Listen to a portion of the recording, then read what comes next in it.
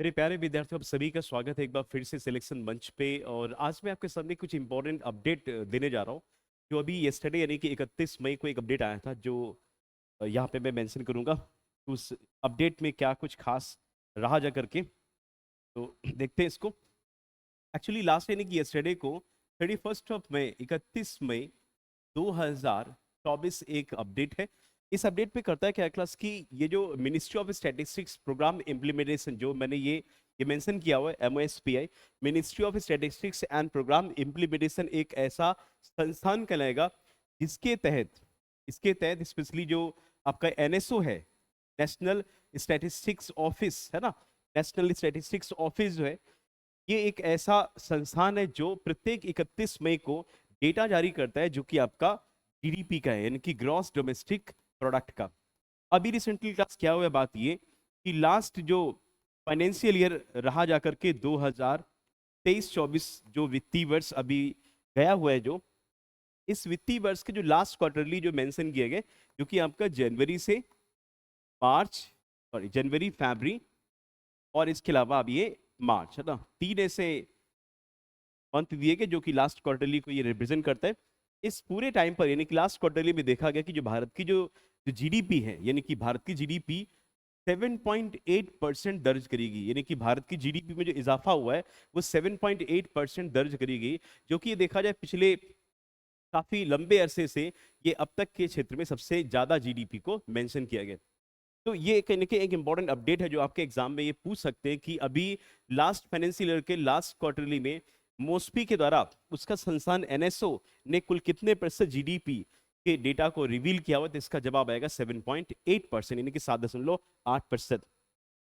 अब ये जानने की कोशिश करते हैं कि GDP का मतलब क्या होता है, ये भी बहुत इंपॉर्टेंट चीज है। एक्चुअली GDP का मतलब बच्चों होता है ये ग्रॉस डोमेस्टिक प्रोडक्ट,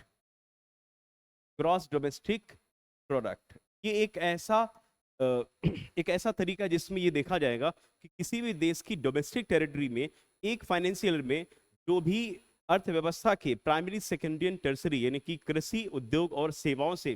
संबंधित जो उत्पादन किया जाएगा, उस उत्पादन की जो भी मनी वैल्यू होती है, यानी कि मॉनेटरी वैल्यू होती है डोमेस्टिक टेरिटरी में, एक फाइनेंशियल एक फाइनेंशियल ईयर में, और जो भी ये डोमेस्टिक टेरिटरी होती है, डोमेस्टिक जो टेरिटरी जो होगी, इस डोमेस्टिक टेरिटरी में जो भी प्रोडक्शन किया जाएगा, वो सारा प्रोडक्शन का जो भी मॉनेटरी वैल्यू होगा, उसका सबका समेशन कहलाएगा ग्रॉस डोमेस्टिक प्रोडक्ट। मतलब सीधे सीधे शब्दों में ये कि GDP एक ऐसा एक रेशियो कहलाएगा जो कि किसी भी देश की घरेलू सीमा के अंतर्गत एक वित्तीय वर्ष में उत्पादित की गई कुल अंतिम वस्तुओं एवं सेवाओं के मौद्रिक मूल्य के योग के बराबर होता है। इसको ग्रॉस डोमेस्टिक प्रोडक्ट बोलते हैं। अब ये 7.8% क्यों ऐसा डेटा रिकॉर्ड किया गया, ये भी कहने के मेंशन किया गया। इसमें बताया गया कि भाई ये जो अचीवमेंट प्राप्त हुआ है, ये केंद्र सरकार का एक, इसमें ये PLI स्कीम है, यानी कि केंद्र सरकार की एक PLI स्कीम होती है। एक्चुअली ये डेटा कहीं ना कहीं मैन्युफैक्चरिंग सेक्टर से अचीवमेंट हुआ है, जिसमें ऐसा मेंशन किया गया कि भारत में जो भी जो भी निर्माण के क्षेत्र की चीजें हैं, उनमें काफी ज्यादा अप्रतिम ग्रोथ पाया गया, जिसमें से केंद्र सरकार की एक स्कीम है प्रोडक्शन लिंक्ड इंसेंटिव स्कीम, यानी कि PLI स्कीम को जब लॉन्च किया गया था, जिसमें इंडस्ट्रीज में जो भी व्हाइट गुड्स होती हैं, यानी कि जो आपकी LEDs हैं, ACs हैं और विभिन्न प्रकार की जो व्हाइट गुड्स होती हैं, इन व्हाइट गुड्स का उत्पादन काफी ज्यादा इनहेंस हुआ है, जिसकी वजह से ये 7.8% ग्रोथ रेट को अचीव करने का कहीं ना कहीं ये टारगेट व्यक्त किया गया। तो आपके आगामी जो एग्जाम होंगे, जो आपके RRBs के एग्जाम होंगे एंड इसके अलावा जो भी आपके IBPS के क्लर्क एंड PO के एग्जाम होंगे, उन सभी एग्जाम्स में ये क्वेश्चन पूछने की पूर्ण संभावना है कि 7.8% जो ग्रोथ रेट मेंशन करी गई, ये कौन से वित्तीय वर्ष के कौन से क्वार्टरली में मेंशन किया गया। अब थोड़ा सा ये समझते ये है कि NSO की क्या इंपॉर्टेंस है। एक्चुअली NSO का जो NSO में क्लास किया हुआ था कि 2019 का समय था, 2019 का समय था, और ये मई मंथ का समय था,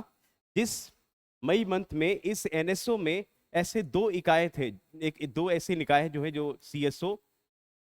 और प्लस जो आपका NSSO होता है ना, CSO और NSSO का आपस में विलय कर दिया गया था आपका मई 2019 में। CSO एक ऐसा निकाय कहलाता है जो भारत में मुद्रास्फीति हो या फिर नेशनल इनकम हो, इनके सारे डेटा को कंपाइल करने का काम करता है CSO। और अगर हम एनएसएसओ की बात करते हैं तो एनएसएसओ एक ऐसा कार्य करेगा जिसको बोला जाएगा national sample survey organisation.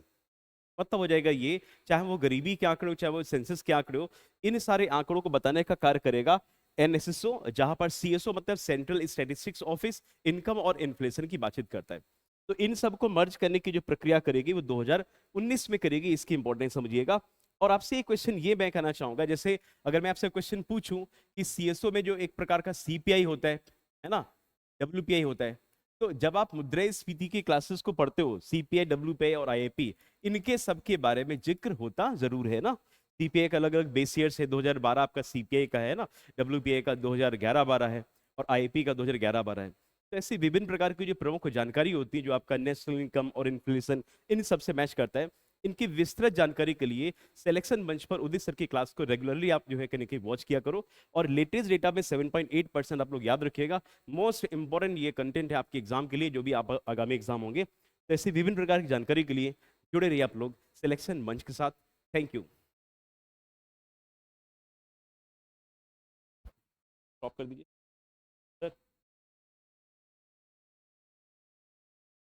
Sir.